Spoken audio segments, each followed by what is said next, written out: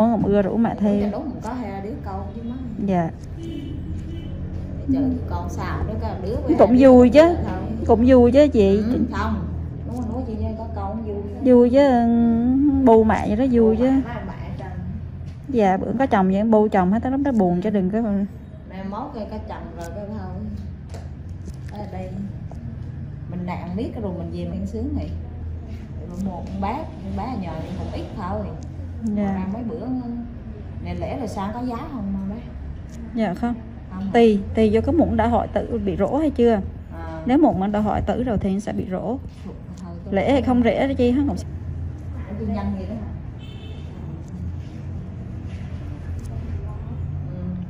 Trước thôi đó chị Trang nhanh lắm. Đó thôi chị đưa tiền cho con. Dạ. Đưa mấy trăm nữa. 500 gì Trang? 500 hả? Dạ. Vĩnh viễn đó. 500 là vĩnh viễn luôn đó hả? Dạ đúng rồi, chị cần cầm phiếu với lại có cái tin nhắn trong cái trong cái nách nữa đúng rồi. Dạ.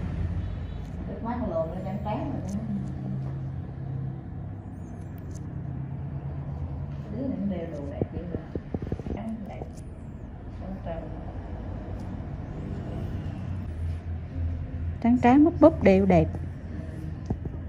Theo chị An còn tráng mà. Dạ.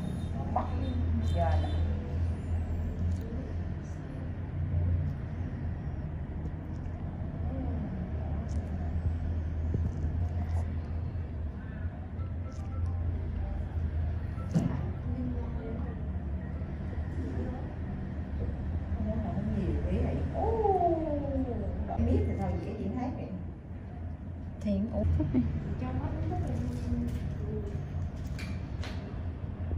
chắc dễ chở đi bác sĩ kìa.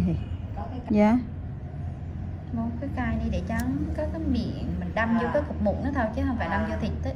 Vậy thấy. Bá nhỏ bị mụn, bị mụn theo bay Mỹ sang đến đây theo bay rồi. Mấy hậu không có mà ra mấy hót này đang bị Mỹ.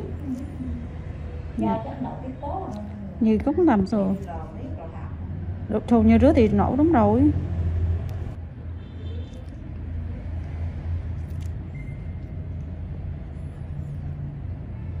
Chị Trang bữa hôm con bán cái gì tới trừ tầm thời gian bao lâu vậy chị Trang? Bữa hôm con làm cho gì tới trừ tầm thời gian bao lâu rồi? Thì nó Chắc hơn rồi. để đám cưới xong rồi mới ra bán lại. Lợt đó, vitamin C nó lẫn trong cái chân trong ra, còn nó là vitamin C buổi tối, lớp thiệt mỏng buổi tối, rồi cái ban ngày là gì Trang thoa cái nó cho con.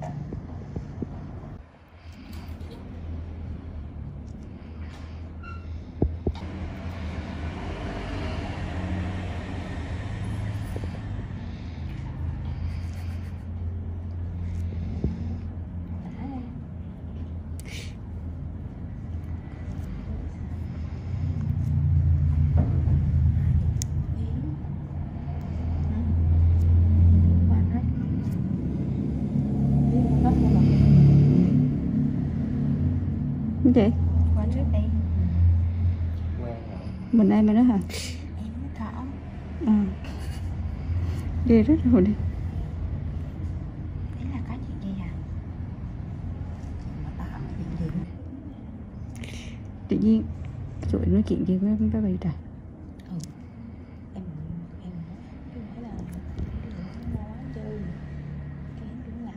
Cái gì ngã? Ai làm chi ngã? Đúng rồi, đã cắn đi mà. Không, nhưng mà với lại chùm qua một bên không biết.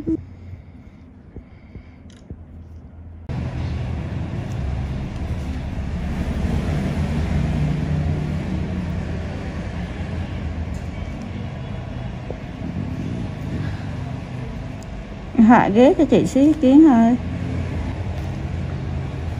Rồi.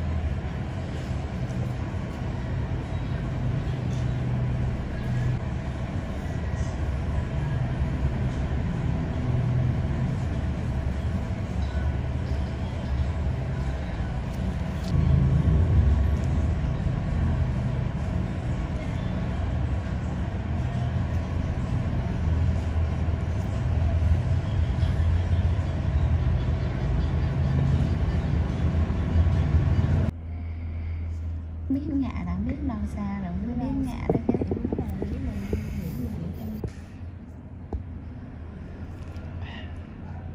Thường đúng là hay hợp túi các khách làm trễ hay dễ sợ. Mình bê ở lại bê làm bê sợ đó Thương. Thương mình vừa sợ mà Thương nhìn lại Không. có bê mới Thương hết lại luôn á. Đây là bê thấy sợ thôi chứ bê sợ cho Thương sợ thôi. Cũng còn lại rồi, mà đâu mà triệt bắt đi rồi luôn chứ. Giống bê con xà chứ đâu muốn ở lại mình. Thế chờ khách mà mình phải làm trễ cho khách thôi chứ. Thật đây nó có gian quỷ kiến này nó hù. Nó làm từ ngày nói thì sợ giảm. Có tưởng tượng ra là mình bắt chước mình tưởng tượng theo. Khỉ.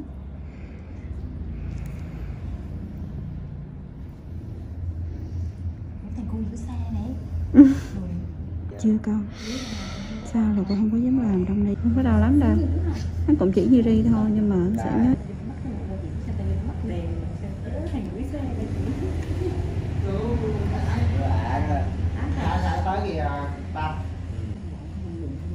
Không có chuyện cái dạng già dạng vậy sợ.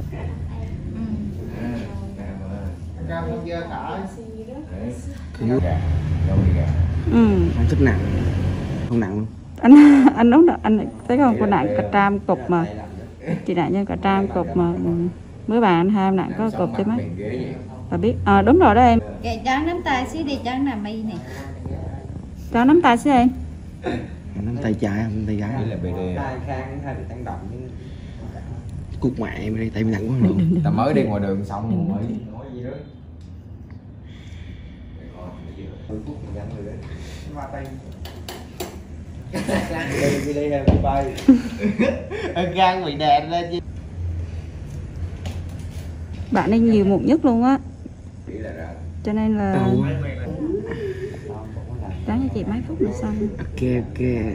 Cố gắng lên. Đi làm nhưng mà đi làm Em chịu đâu không có giỏi lắm. Chị biết mà.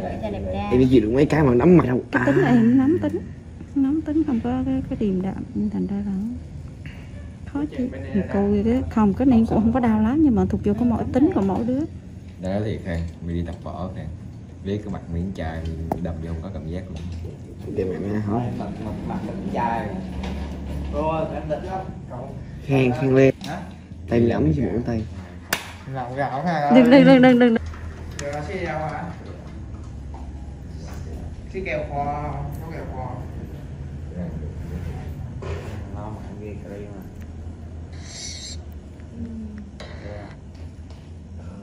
Mang lên xe bái. Ăn ghê cái mà. Đúng không? Đây là bạn em hai anh trước nè. 6C, 1996 to 2005, review. Basically a stripped-down Honda GL 1500 Gold Wing, with lower gearing and 6 carbs. The Honda F6C Valkyrie is actually reasonably good fun to ride, and some might say it's best made motorcycle in America. The Honda Rune 1800 looks like some kind of Dan Dare spacecraft, mental. Ride quality and brakes. Here, the Honda F6C Valkyrie surprises many riders. So long as there's plenty of advanced planning, the motorcycle can be made to go around a corner fairly fast, for a cruiser, and still offers a luxurious ride on motorways. The Honda Rune 1800 is more ponderous, but then you'd want to travel slowly so people could stare for longer. The Honda Valkyrie's big problem for many cruiser riders is that it just isn't a V-twin. Instead, a burbling flat 6 Honda GL 1500 Gold Wing motor seems to sanitized for most, too damn quiet. Sure, the Honda F6C Valkyrie's 100 brake horsepower motor is enough to send the thing whizzing along in unfeasible speeds, but it's easily out-accelerated by the Triumph Rocket 3, any old Yamaha VMAX and a whole boatload of rival power cruiser motorcycles these days. The Rune 1800 isn't really any faster. The Honda F6C Valkyrie rarely goes wrong, ever. It is a beautifully made motorcycle, with lavish chrome, thick paintwork and an engine that can cover 100,000 miles with basic oil/filter changes. The main problem with the motorcycle is keeping its hundreds of nooks and crannies clean. Double that cleaning time on the Honda Rune 1800. Our Honda Valkyrie FC6 owners' reviews show a very reliable bike, which is the norm for Hondas. For most of its life it was available as a personal import from the USA, and there aren't that many around, which keeps resale values high. Honda F6C Valkyrie motorcycles with the hard luggage touring kit on seem to be sought after. Buy a good used motorcycle and you can 5 years biking for about $2,000 in depreciation. The Honda Rune 1800 costs big bucks and is for lotto millionaires and poseurs only. Huge brakes, beefy forks and a proper 2-person saddle are some of the useful features on the Honda F6C Valkyrie. It could use the reverse gear of the Gold Wing and there's no screen as standard on the Honda F6C Valkyrie. Naturally, there's a whole phone book of accessories to be had, from both Honda and US aftermarket motorcycle accessory suppliers. Sci-fi bodywork on the Rune looks stunning. Welcome to BBC Motor Reviews channel. KTM 1090 Adventure, 2017 on review. The chassis copes with the extra power with ease. In fact, it feels like it could handle a further 25 brake horsepower. The conventional 48mm WP forks and WP rear shock work straight out of the box. The forks are non-adjustable, but on our test route that didn't pose any problems. A 170 section rear tire and the 1090's relatively low weight enable it to be hustled with ease. Boring it certainly isn't. Unfortunately, we had less than ideal conditions to test the new 1090, but wet riding did highlight the bike's rider friendliness and near perfect fueling at low speeds. There are 3 riding modes: Sport, Street, and Rain, with an optional off-road setting. Each mode changes the engine characteristics and level of traction control intervention. Although it's called the 1090, the engine is the same 1050 cubic centimeters motor as used in the outgoing 1050 Adventure. In the old model, KTM restricted it to 95 brake horsepower, but they've unleashed an extra 30 brake horsepower for the 1090, pushing peak power to 125 brake horsepower and torque to 80.4 ft-lb. On the road it deals like KTM have thrown a bottle of vodka into the punch bowl along with a dozen cans of Red Bull. The 1090 is much livelier and more fun to ride yet still has the ease of use of the original 1050. Confusingly, KTM also offer a 95 brake horsepower version of the 1090, which can then be restricted further to 47 brake horsepower for those on an A2 license. KTM's LC8 engine is a proven motor by now, with few problems to report, and KTM's Adventure family are well built. The 1090 Adventure comes in much cheaper than the more premium competition, without skimping on quality. The standard price of £11,299 is good value, although the bike we tested would have cost £12,800. As the 1090 is the baby of the Adventure range, the spec doesn't quite match that of its bigger brothers, but you do get 3 riding modes as standard, sport, street and rain. An off-road setting can be unlocked with the optional off-road pack, £243 and 78 pence. Traction control and ABS are standard but not lean sensitive, and the TC can't be deactivated on the move. Old-style clocks remain. Welcome to BBC Motor Reviews channel. Cinis Akuma 125, 2022 on review. Priced at £2,599, the Akuma significantly undercuts the popular Honda MSX 125 Grom, which is its obvious target. And though my preference is for traditional-looking bikes with a retro feel, like the WK Scrambler or Cinis' own Outlaw, after riding the updated Akuma I'm genuinely impressed. Ride quality and handling are altogether spot on, and though not the outright fastest, it's plenty quick enough. Yes, perhaps the seat leans you a bit too far forwards, and at 6 foot tall my knees are a bit high, but this aggressive style and involving feel make the Akuma a confidence-inspiring and solid first ride for any newcomer. If I wasn't a skint student on part-time wages, I'd buy one without a moment's hesitation. Can't say much more than that. For 2022 the Cinis has larger 14 inches wheels, upgraded from the previous 12 inches. Still small, they improve handling and give a stable feel around corners, while still making the Akuma very agile at low speed and in close quarters. The handling is smooth too, thanks to the suspension and low center of gravity, and with the seat pushing you forwards you can really feel every inch the bike. Leaning forwards into corners and tucking in on the straights, the Akuma might be a modern monkey bike but rides like, well, a proper bike. They call it the Mini Monster and it deserves the nickname, being a down-to-earth yet modern bike that both looks and rides the part. Being angled steeply forward means the seat does affect comfort, and with the abrupt shape of the tank you need to be gentle with the brakes. The Akuma is also very compact, it's physically smaller than my own WK Scrambler 50. However, although perhaps better suited to smaller riders, with its 820mm seat height the Cinis happily supports 6 feet of teenager. Both the front and rear brakes very good, and they're combined, which means the front is linked to the rear. There's no ABS, however. Being air-cooled instead of liquid-cooled doesn't really match the modern style of the Akuma, and with 9.7 brake horsepower it's not as powerful as other more modern bikes. However, this also means welcome simplicity and you'll get your money's worth of reliability. It's also fast enough. Accelerating sharply and with a more than adequate 67 miles per hour indicated top speed, the Akuma feels swift and has the smoothest, easiest gear change of any 125 cubic centimeters bike I've ridden. Most noticeable of all the Akuma's features is the 3-tiered exhaust. It's not just an eye-catching MV Agusta styling trick but 3 fully functioning pipes that sound ace as well as looking great. With aggressive shapes, new blacked-out finishes, steel trellis frame, which is non-structural, and its raised tank giving the look of an arched back and so resembling a big cat, go on, imagine, riding the Akuma makes me feel like I stand out from the crowd. Which is important for the teenage market.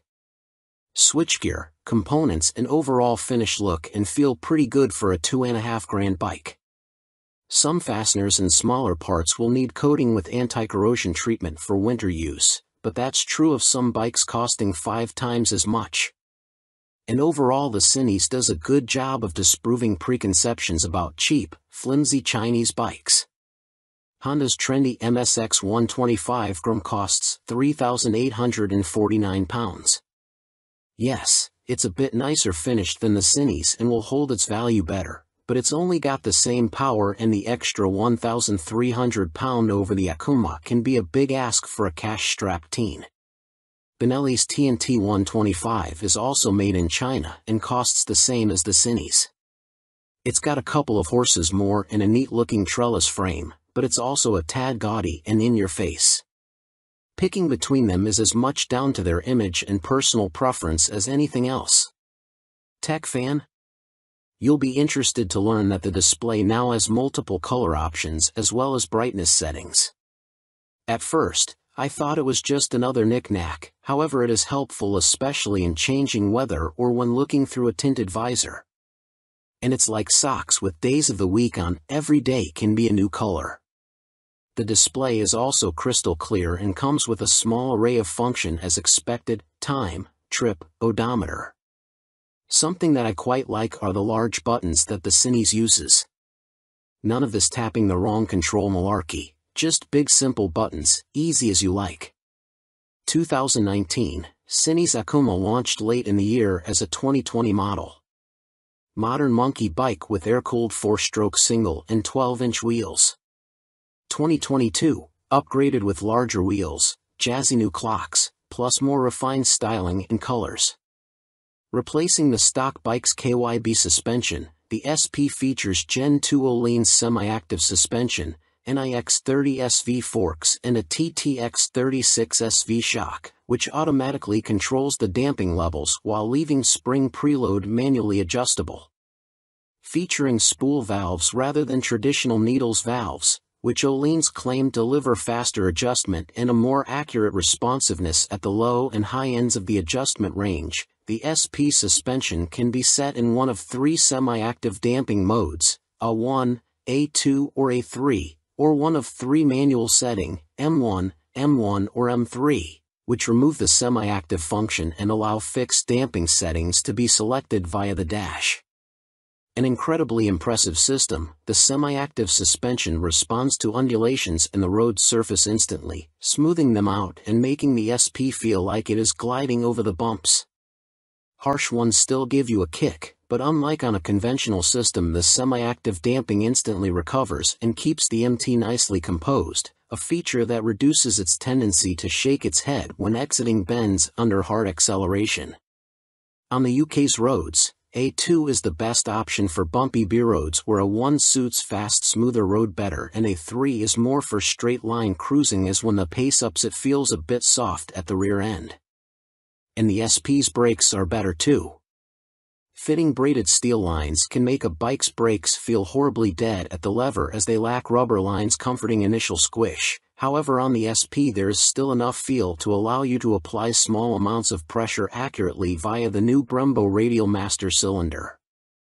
They don't scream race bike and aren't as fierce in their bite as some rivals' setups, but are fine for use on the road, and it is great to see the SP and stock MT now featuring cornering ABS thanks to the addition of an IMU in this latest generation.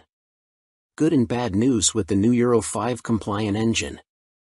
Starting with the good, thanks to the revised fuel injection system, the throttle response is now smooth. In B mode, A mode is still a bit too aggressive for road use, and the crossplane's enhanced mid-range surge of power is staggering, as is the wonderful offbeat sound, which has been tuned through a new intake system and feel.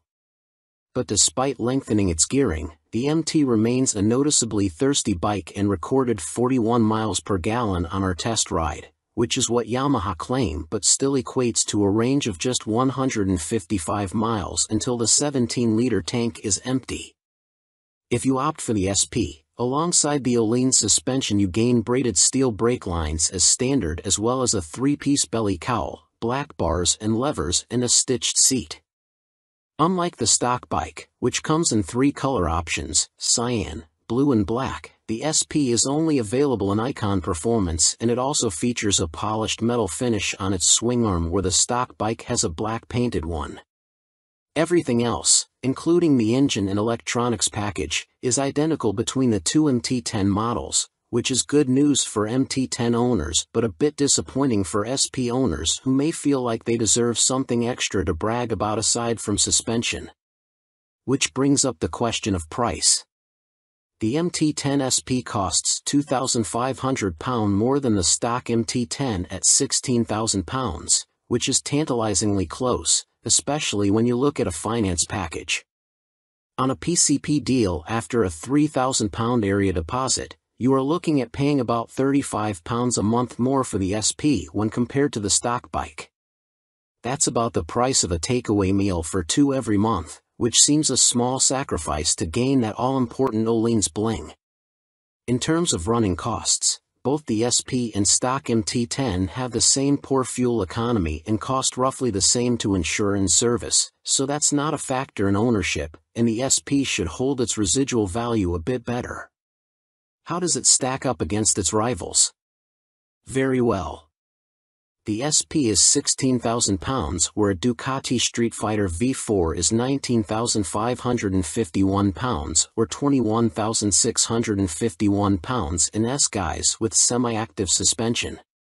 The Aprilia Tuono V4 factory is £16,900, the KTM Super Duke EVO £17,899, Triumph Speed Triple 1200 RS £15,500, which lacks semi-active suspension, and the Kawasaki ZH2 SE £19,079. Sharing the same tech package as the stock MT, the SP is no less impressive when it comes to its safety assists. Thanks to a 6-axis IMU you get cornering ABS and TC as well as slide control and anti-wheelie that sit alongside an up/down shifter, engine braking control, cruise control and variable power modes, all of which are controlled via the new 4.2-inch color TFT dash, which lacks connectivity. While the electronics perform faultlessly, and the quickshifter is excellent, it is tricky to see which of the various acronyms you are selecting should you wish to tweak their. Welcome to BBC Motor Reviews channel. Triumph Rocket 3, 2020 on review. Suspension, steering and stopping are all worlds ahead of the previous Rocket 3. And as a result it now feels like a laughably large but comprehensively capable motorcycle, rather than a cartoon cruiser caricature. Related, 2020 Triumph Rocket 3 TFC news on MCN. First impressions might be dominated by the Rocket's vast proportions and the curiosity factor of cramming a motor larger than a typical family car between two wheels, but after a day spent studying the quality details, experiencing the meticulously managed power and appreciating the enormous improvements in refinement, you walk away feeling thoroughly impressed. The new Rocket 3 is exciting, eye-catching, attention-grabbing and pulse-raising, yet avoids straying into feeling frivolous, ridiculous, or pointless. Forget the previous Triumph Rocket 3's cumbersome bulk, heavy-handed handling, basic running gear and Romanesque name badge. The new Rocket 3's chassis is totally different. A cast aluminium spine frame replaces the old twin steel tubes, helping contribute to an incredible 40 kilograms saving over the previous bike, while steering geometry is sharper and the wheelbase is shorter. As a result, the Rocket now has a proper appetite for corners the old bike couldn't dream of. Turn-in is easy, holding a line mid-corner needs little inside bar pressure, and flick-flacking from full lean left to right, and still ending up where you intended, is absurdly accurate for a bike with a fueled weight north of 320 kilograms. Suspension is by Showa, with 47mm adjustable upside-down forks up front, and an adjustable monoshock monitoring the shaft drive. No electronic adjustment though, the clickers are all manual. The front's set pretty firm, meaning you can haul hard on the flagship Brembo Stylema front brakes. Even the rear brake is a 4-pot radially mounted caliper, to generate huge stopping force without the bike trying to tie itself in knots. Ride quality is generally good, though the short travel shock, just 107mm, has to work hard and can feel bouncy. Drive hard and you can clearly feel the rear end of the bike jack up though, a result of the torque reaction from the shaft drive being unchecked by any kind of parallelogram setup. The Rocket 3 comes in 2 flavors, Roadster R and Touring GT, with the main difference being riding position. The R has a higher seat, mid-set foot pegs and narrower bars, giving a more aggressive Street Fighter stance, while the GT's lower seat, feet-forward controls and wider, higher bars give a relaxed, cruiser feel. Everything is transferable between the bikes, meaning you can create whatever kind of muscle power touring cruiser you like. Into the bin goes the Rocket 3's 2,294 cubic centimeters triple, replaced by this all-new, gruntier, smoother, cleaner, stronger and smaller 2,458 cubic centimeters engine. Huge 110.2 mm pistons eclipse the old 101.6 mm items, while stroke is significantly reduced, down from 94.3 to 85.9 mm, allowing Triumph to make a shorter motor. Peak torque is identical to the previous Rocket 3 Roadster, at 163 lb-ft, but the new motor holds onto that grunt for longer as revs climb. Where the previous Rocket's torque curve fell away sharply above 2,500 RPM, the new motor has a much fatter, flatter delivery. As a result, headline power is up to 165 brake horsepower. But as ludicrous as that might sound, the reality is that it's immensely easy to use. All that prodigious power is carefully controlled by the ride-by-wire throttle and predictive, lean-sensitive traction control, while output is restricted in lower gears and top speed is electronically limited to 138 miles per hour. It's a beast, but one of those big, fluffy, gentle, cuddly chaps from a Disney film. The colossal torque spread means you can ride it however you like. Plunk it in one gear and dip into the immense grunt from 2,500 to 5,500 RPM if you're feeling lazy, or chase the 7,000 RPM redline and work the new sweet-shifting 6-speed gearbox for maximum thrills. There's even an optional 2-way quickshifter in Triumph's accessory catalog, if you like changing clutchlessly. It's a completely new machine from nose to tail, so only time and miles will deliver a verdict on reliability. Service intervals are set at a car like 10,000 miles, suggesting the motor is in a fairly mild state of tune and Triumph have confidence in it. Looking over the bike in the metal, everything appears high quality, as you'd expect for 20,000 pounds.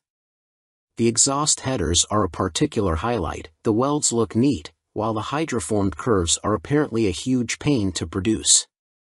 Everything seems tucked away neatly, there are no vulgar cables or hoses dangling about anywhere, and wiring runs inside the handlebars.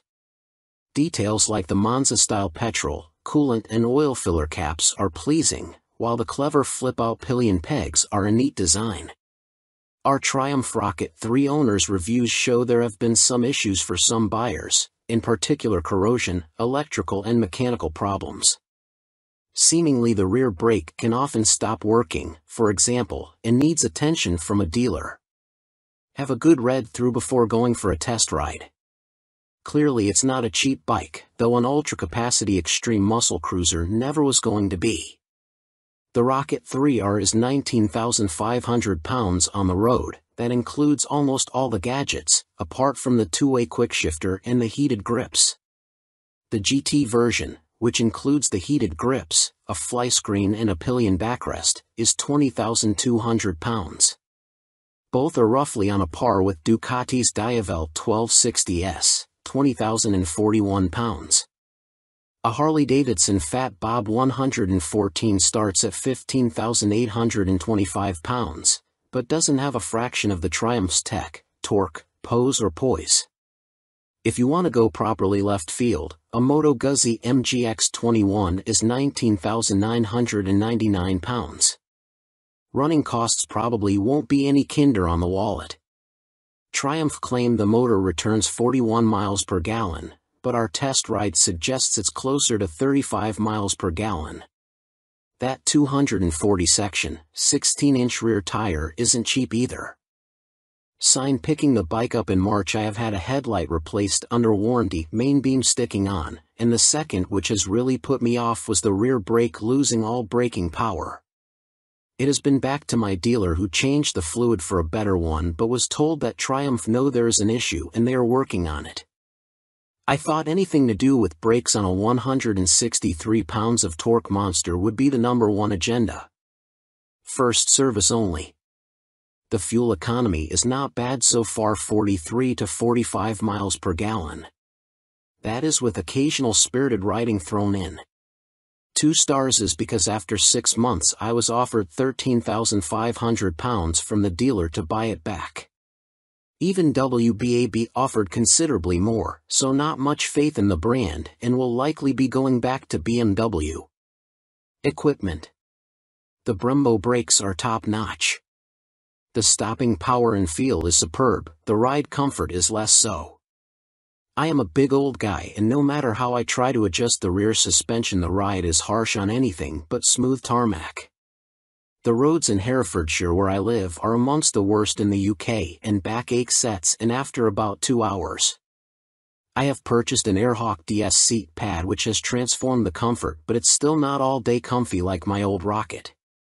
The tank is so wide you have to ride legs apart, which at motorway speeds the wind blast makes your hips ache trying to keep tucked in. In the end, I made and fitted a pair of Perspex front fork air deflectors to solve the discomfort. I didn't go for the quick shifter or the navigation package, as for me they don't offer much in the way of the overall riding experience. The TFT display is good, but on some settings it is too fussy and hard to read. I opt for the screen that shows speed, revs, gear selection and fuel status. That's enough for me. There are a few niggles with this bike that could be better.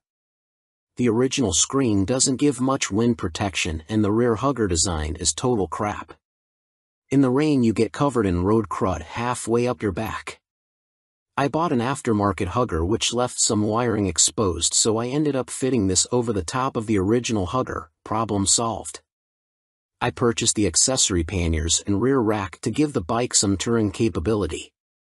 These panniers are okay, but are quite small and are not as rigid as I would have liked. The optional rear rack is stated as only good for 3 kilograms, which means fitting my fully loaded Kuryakyn Grand Tour bag on the rear may be more than it can withstand. Guess I will soon find out, as there is little room on the pillion seat. One of the best design features on this bike are the fold-away pillion foot pegs and the folding pannier mounts. If anyone is thinking about buying this bike for some serious touring, then you will need a few aftermarket bits to iron out its touring limitations. Welcome to BBC Motor Reviews channel. Yamaha Fazer 600, 1998 to 2004, Review and Used Buying Guide. Related, Easy Fit Kit turns Yamaha Fazer 600 into retro race rep. In fact, since Yamaha stopped the FZS 600 Fazer's production in 2003, it has taken them until the launch of the Tracer 700 to replicate the Fazer's magic formula. However, in 1999 the Yamaha Fazer 600 was the best-selling bike in its class, and by 2002 the firm had sold over 83,000 units. There's a reason the Yamaha Fazer has such a strong following. As soon as its wheels start to turn you are right at home. It is ease personified, and most of this warm feeling comes from the wonderful motor. With the Fazer, Yamaha got the basics right, and that's what makes it such a great bike. The tank range is long, the seat comfortable, the fairing effective, the brake sharp and the motor strong in the mid-range and extremely reliable. The suspension may be a bit baggy, but if that's the Yamaha Fazer's only real fault 22 years after it was launched, then that's not bad going. Useful Yamaha Fazer 600 specialists include www.foc-u.co.uk and yamahaclub.com. Read on for our full used buying guide. Ride quality and brakes. Launch impressions. When you push the Yamaha Fazer 600 to the limit, which is easy with those blue dot or 1 brakes up front, it dives a little bit and loads up the front end. It waggles a bit, but the handling is generally confidence-inspiring, and if you take it steady you could ride to Budapest on a Yamaha FZS 600 Fazer and feel no severe aches or pains. Yamaha Fazer 600, what does it ride like now? With limited suspension adjustment, post-2000 models have variable damping in their forks. The Yamaha Phaser is a bit wobbly in the corners, and the Sumitomo calipers shared with the R1 quickly overwhelm the forks when you brake hard. But where on some bikes this is an annoyance, on the Phaser it makes you giggle and adds to the amusement factor. There's just under 100 brake horsepower in the Yamaha FCS 600 Phaser's detuned Thundercat 600 cubic centimeters, 4-cylinder engine, and that's plenty for backroad fun, as well as motorway commuting if needs be. The Yamaha FCS 600 Phaser delivers its power in a wide spread, and the 6-speed gearbox is there if you feel like playing tag with sports bikes. Yamaha Phaser 600, what's the drivetrain like now? The inline-4 is beautifully smooth and has that lovely mid-range pull you get with an old long-stroke unit. It's not revvy or buzzy like the FZ6's engine, it's just silky smooth and full of drive. The gearbox may be showing its age, the linkage is notoriously sloppy when worn, but it clunks into gear with a reassuringly solid feel, and the bike is more than happy to break the national speed limit when asked. The Yamaha Phaser is a fairly well-made motorcycle, and except for the black painted downpipes rotting away, or the brake calipers seizing up, the Yamaha Phaser doesn't suffer big problems. It can rack up very high miles with regular servicing. Apart from its thirst for fuel, it would make a great dispatcher's motorcycle. Yamaha Phaser 600 reliability. We've got a whopping 52 Yamaha Phaser 600 owners reviews on the site, and the bike scores 4.6 stars out of 5 overall, with the same score for build quality and reliability. This is an incredibly high score, meaning it's safe to say you can depend on the Phaser 600. Minor issues include the Phaser lacking more modern equipment such as more electronics, but this is an old bike now. You can't expect the world. Its value more than matches its spec. Yamaha Phaser 600 common problems. Early ignition barrels aren't very strong. Check it works smoothly and that the ignition key works the fuel cap and seat lock. The headlight bracket bends if the bike is in an accident and few people replace it, so always check the fairing looks square on the bike. The steel swingarm can trap water and rot around the chain adjusters, so inspect this area well for any obvious rust damage.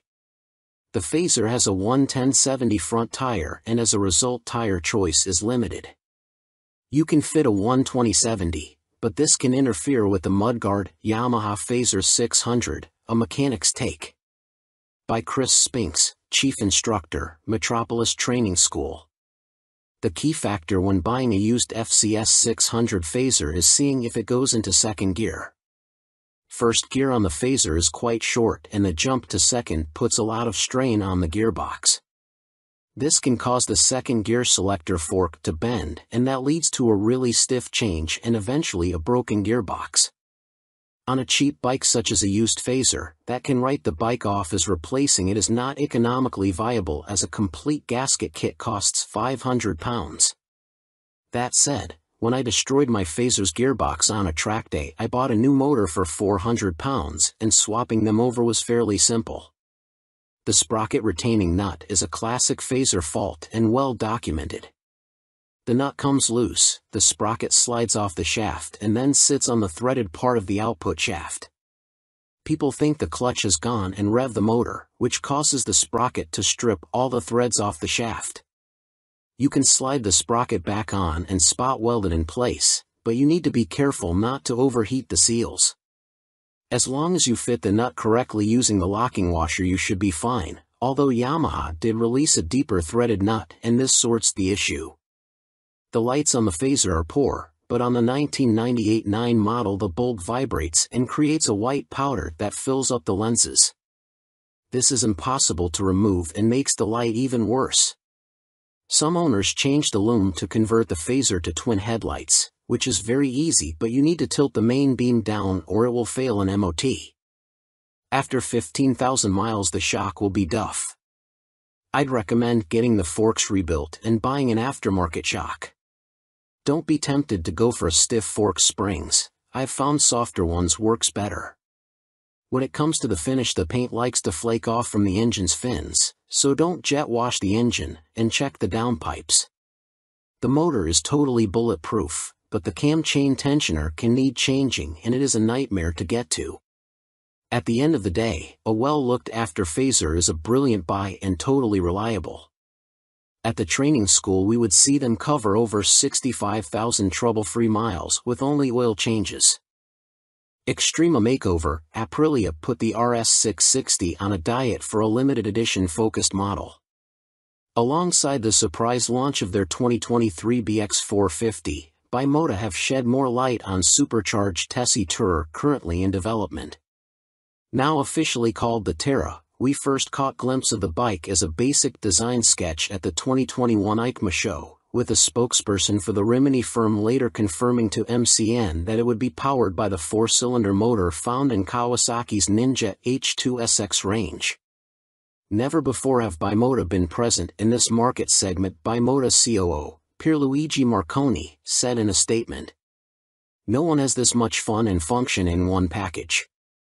The Terra is an attention grabber that will act like a halo for Bimota by attracting further consumer attention to our impressive vehicle lineup, he continued.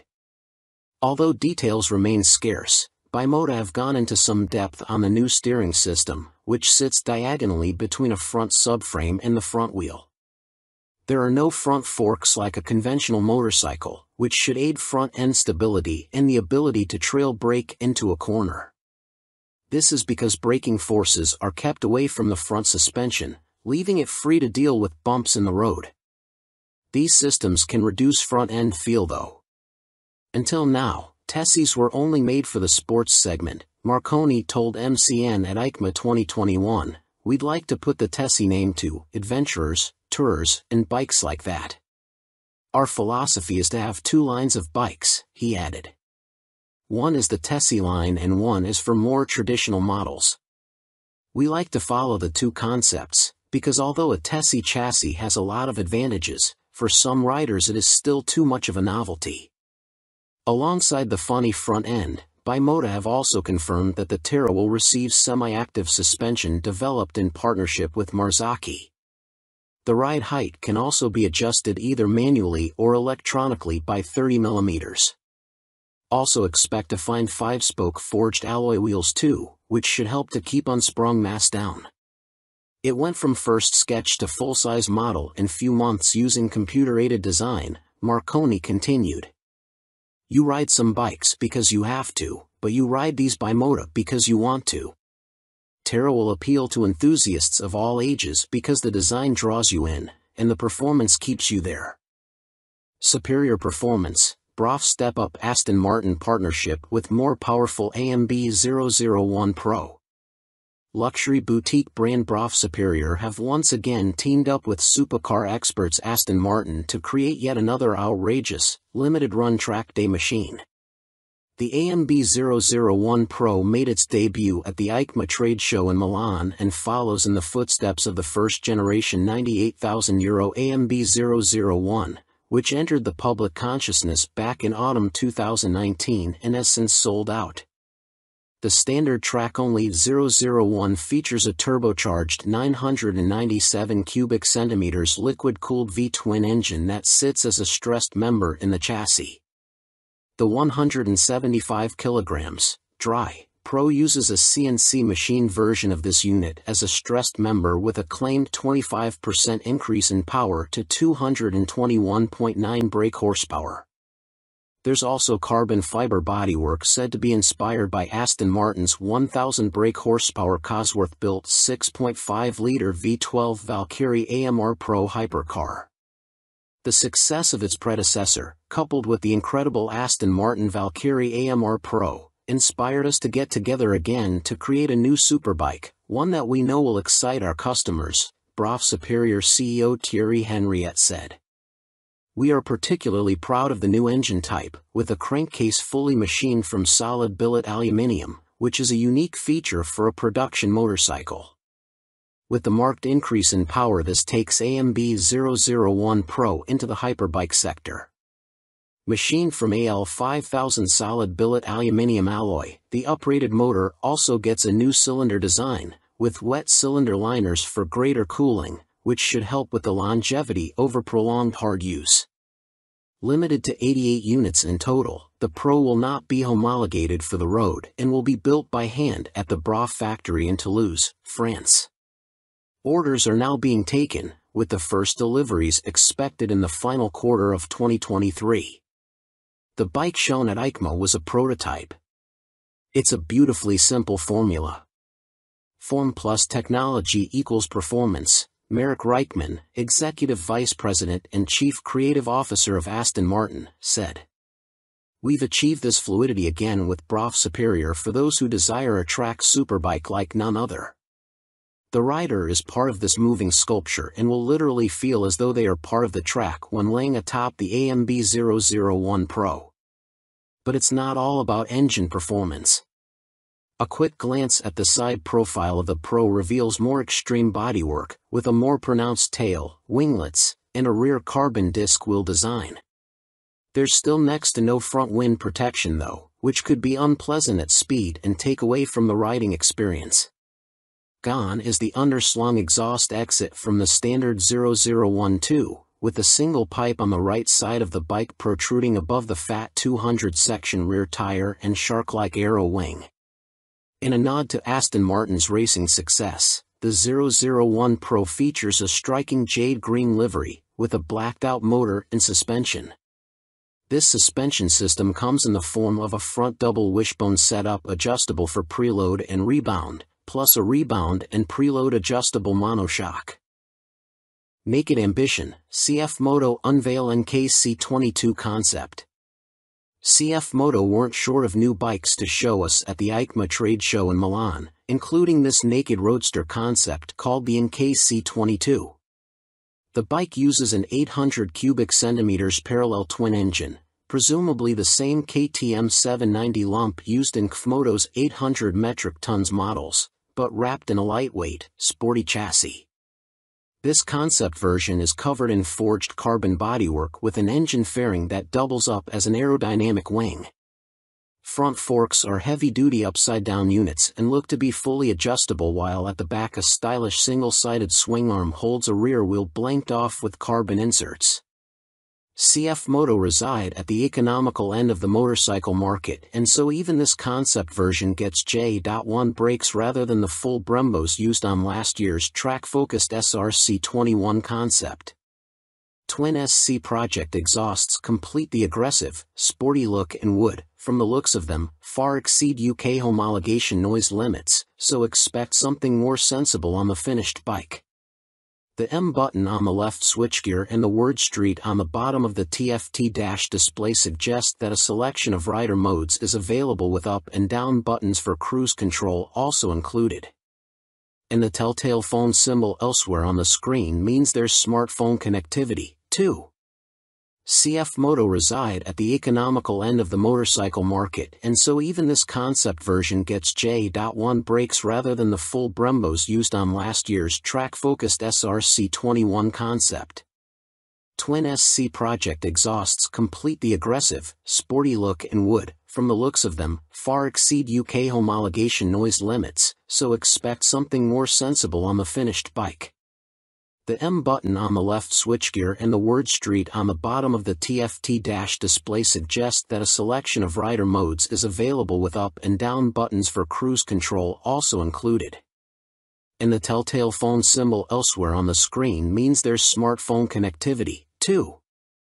Naked Ambition, CF Moto unveil NKC22 concept.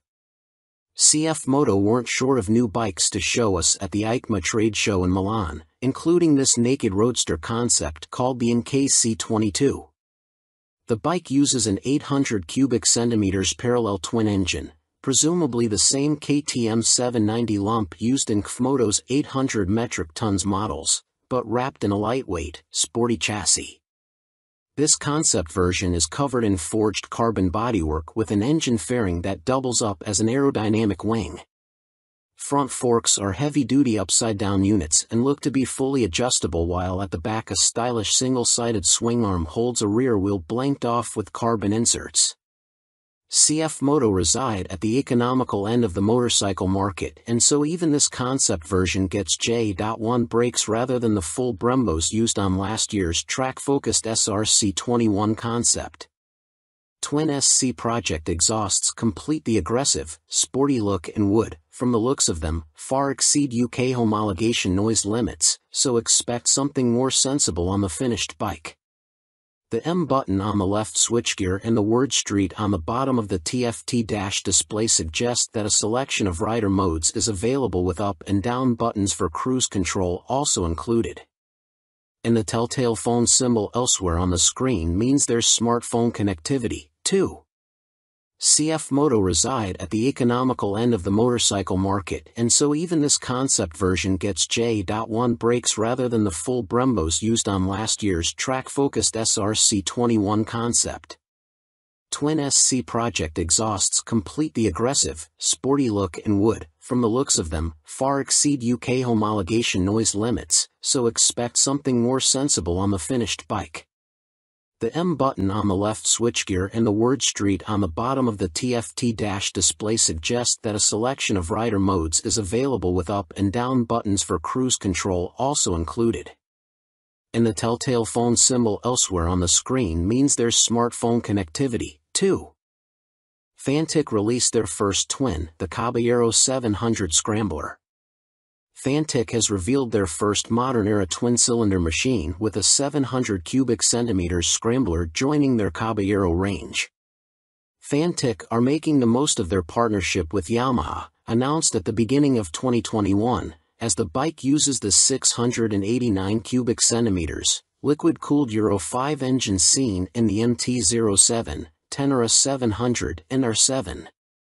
There has been no retuning of the CP2 twin either, as Fantic claim the Caballero will hit the showrooms in April next year, boasting 75 brake horsepower and around 50 lb.ft of torque, identical to the R7 and considerably more than the 40 brake horsepower and 31 lb.ft of torque of the Caballero 500 Scrambler.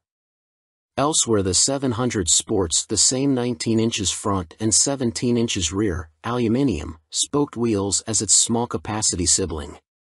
The engine sits in a single backbone-style frame made from CRMO steel attached to an aluminium swing arm, giving it a wheelbase of 1,460 mm, 35 mm longer than the 500 version.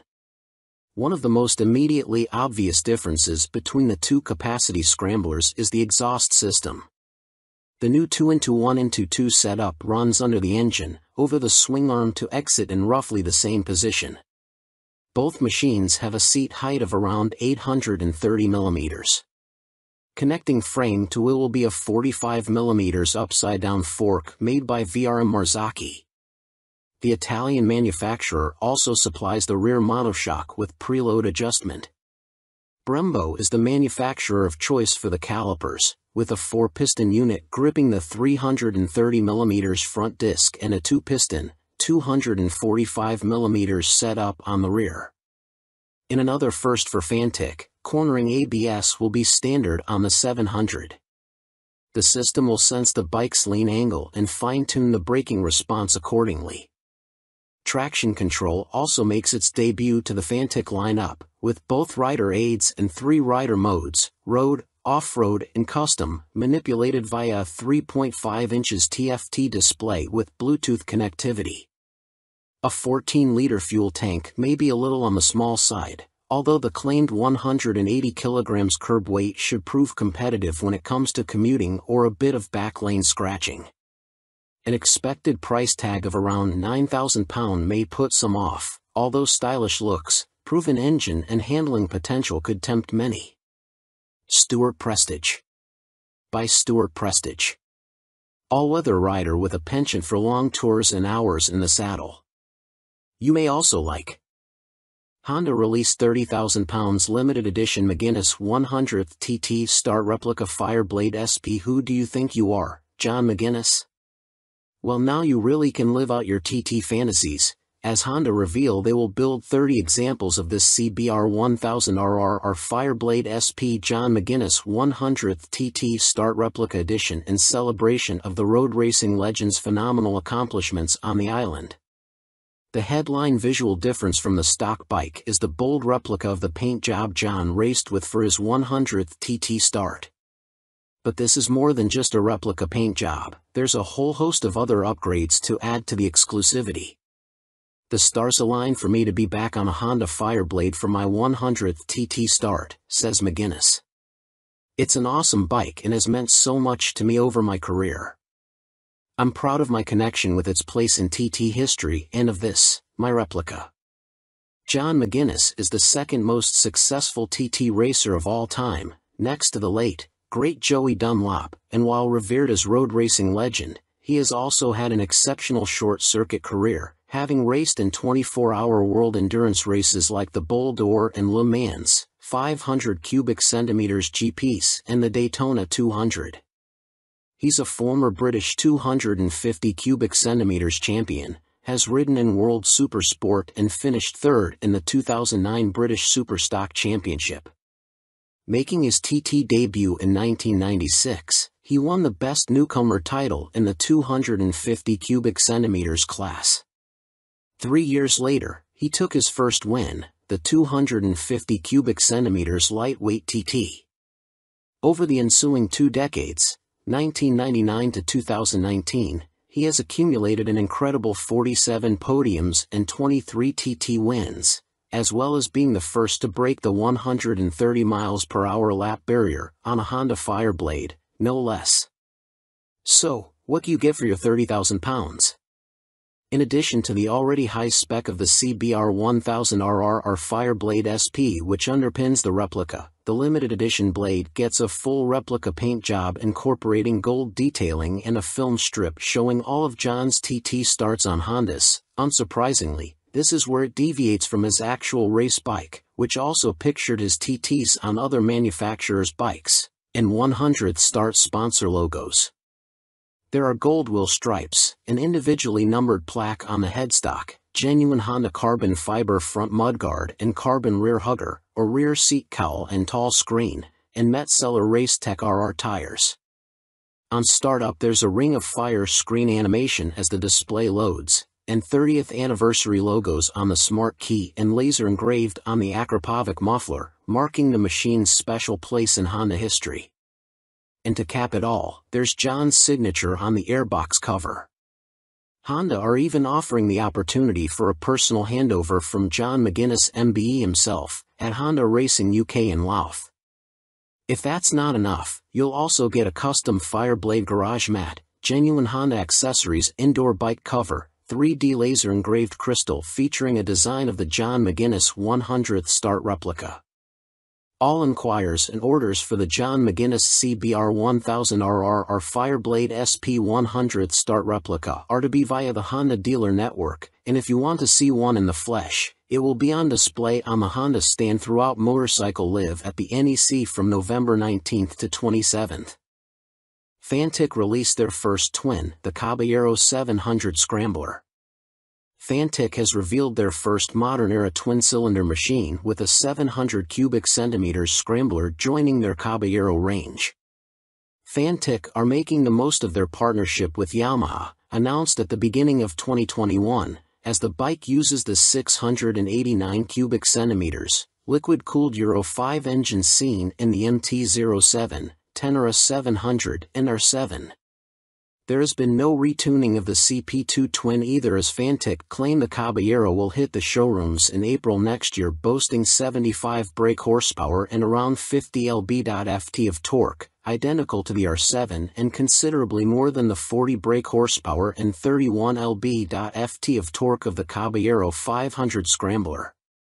Elsewhere the 700 sports the same 19 inches front and 17 inches rear, aluminium, spoked wheels as its small capacity sibling. The engine sits in a single backbone-style frame made from CRMO steel attached to an aluminium swing arm, giving it a wheelbase of 1,460 mm, 35 mm longer than the 500 version. One of the most immediately obvious differences between the two capacity scramblers is the exhaust system. The new 2-into-1-into-2 setup runs under the engine, over the swing arm to exit in roughly the same position. Both machines have a seat height of around 830 millimeters.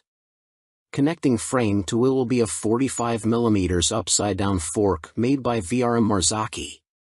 The Italian manufacturer also supplies the rear monoshock with preload adjustment.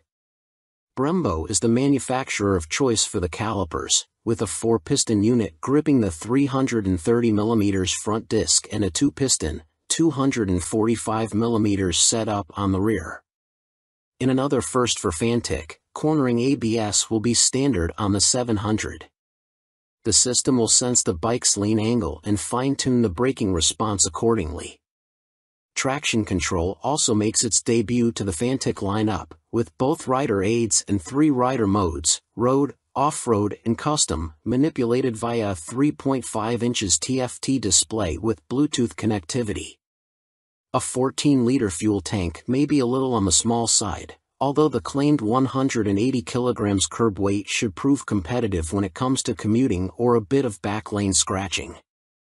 An expected price tag of around £9,000 may put some off, although stylish looks, proven engine and handling potential could tempt many.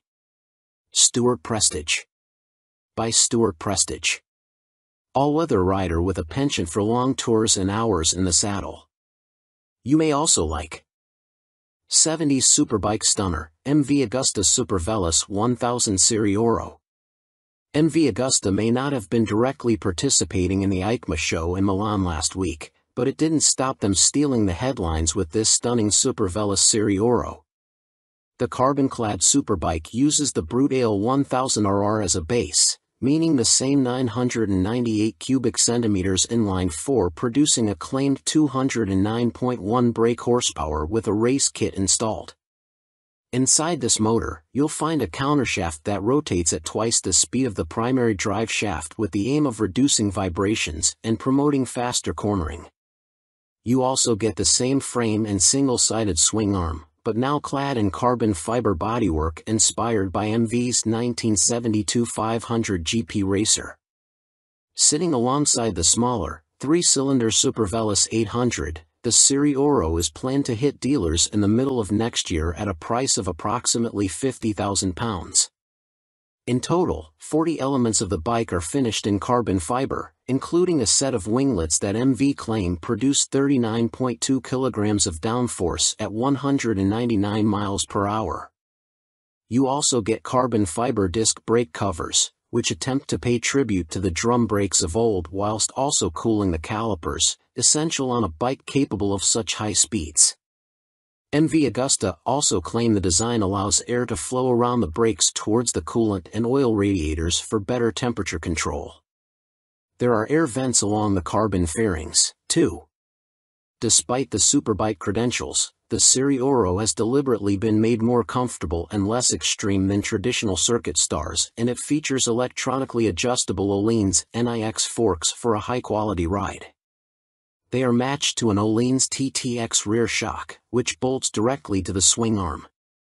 As you'd expect for a bike of this caliber, stopping power comes from premium Brembo Stylema monoblock calipers, which bite onto chunky front 320mm discs. You also get 5-spoke forged aluminium rims, and 4 under-seat exhausts, just unlike the company's landmark F4. In addition, there's a suite of lean-sensitive electronics, plus a 5.5 inches TFT color dash to control them, with the added option of mobile connectivity. Dan Sutherland. By Dan Sutherland. News editor, sports bike nut, and racing fan.